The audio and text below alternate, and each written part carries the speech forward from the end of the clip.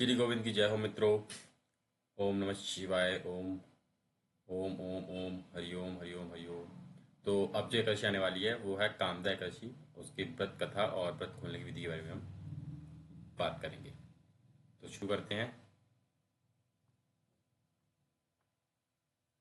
काम कामदा एकादशी 29 मार्च 2026 को है। तो कथा इस प्रकार है। युधिष्ठिर ने पूछा, वासुदेव आपको नमस्कार है, कृपया आप यह बतलाइए कि चैत्र शुक्ल पक्ष में किस नाम की एकादशी होती है। भगवान श्री कृष्ण बोले, राजन, एकाग्रचित्त होकर यह पुरातन कथा सुनो जिसे वशिष्ठ जी ने राजा दिलीप के पूछने पर कहा था। वशिष्ठ जी बोले, राजन, चैत्र शुक्ल पक्ष में कामदा नाम की एकादशी होती है। वह परम पूर्णमयी है। पाप रूपी ईंधन के लिए तो वह दवनल ही है। प्राचीन काल की बात है। नागपुर नाम नागपुर नाम का एक सुंदर नगर था। वहां जहां सोने के महल बने हुए थे, उस नगर में पुंडरीकारक आदि महाभयंकर नाग निवास करते थे। पुंडरीक नामक नाम का नाग उन दिनों वहां राज्य करता था।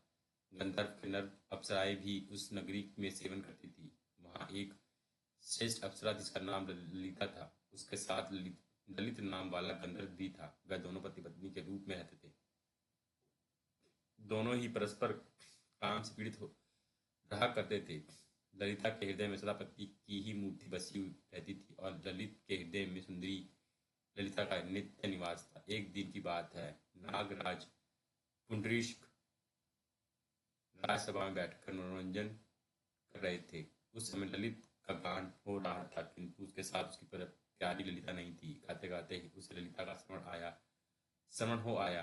अंत उसके पैरों की गति रुक गई और जीभ लड़खड़ाने लगी। नागों के श्रेष्ठ काकोटक को ललित के नाम मन का संताप ज्ञात हो गया। अंत उसे राजा पुंडरीक को उसके पैरों की गति रोकने और गान में त्रुटि होने की बात बता दी।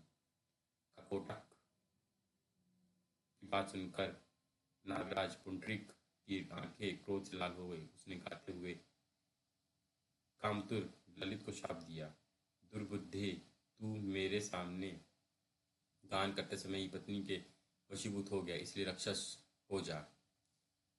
महाराज पुंडरीक के इतने कहते ही वह गंधर्व राक्षस हो गया। भयंकर मुख, विराल आंखें और देखने मात्र से भय उब जाने वाले रूप ऐसा राक्षस होकर वह कर्म का फल भोगने लगा।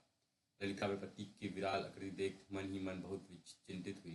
भारी दुखों से वह कष्ट पाने लगी। सोचने लगी, क्या करूं, कहाँ जाऊं, मेरे पति पाप से कष्ट पा रहे हैं। वह रोती हुई घने जंगल में पति के पीछे पीछे घूमने लगी। वन में उसे एक सुंदर आश्रम दिखाई दिया, जहाँ एक दिन एक मुनि शांत बैठे हुए थे। किसी भी प्राणी के साथ उनका वैर विरोध नहीं था। ललिता सीता के साथ वहां गई और मुनि को प्रणाम करके उनके सामने खड़ी हुई। मुनि बड़े दयालु थे। उस दुखनी को देखकर वह इस प्रकार बोले, शुभे, तुम कौन हो, कहाँ से यहाँ आ गई हो, मेरे सामने सच सच बताओ। ललिता ने कहा, महामुने, वीर धावन नाम वाले एक गंधर्व हैं। मैं उनकी महात्मा की पुत्री हूँ। मेरा नाम ललिता है। मेरे स्वामी अपने पाप दोष के कारण राक्षस हो गए हैं। उनकी यह अवस्था देखकर मुझे चैन नहीं है। ब्राह्मण, इस समय मेरे जो कर्तव्य हो वह बताइए। विप्रपर, इस पुण्य के द्वारा मेरे पति राक्षस भाव से छुटकारा पा जाएं, उसका उपदेश दीजिए। ऋषि बोले, भद्रे, इस समय चैत्र मास के शुक्ल पक्ष की कामदा नामक एक स्थिति है जो सब पापों को हरने वाली और उत्तम है।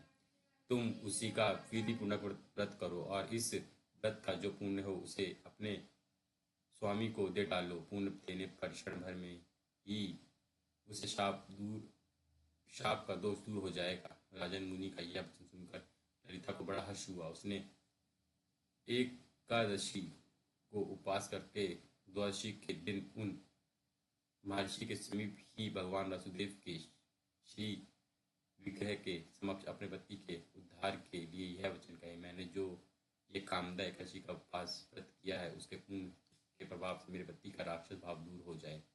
वशिष्ठ जी कहते हैं, ललिता के इतने कहते ही उसी क्षण ललित का पाप दूर हो गया।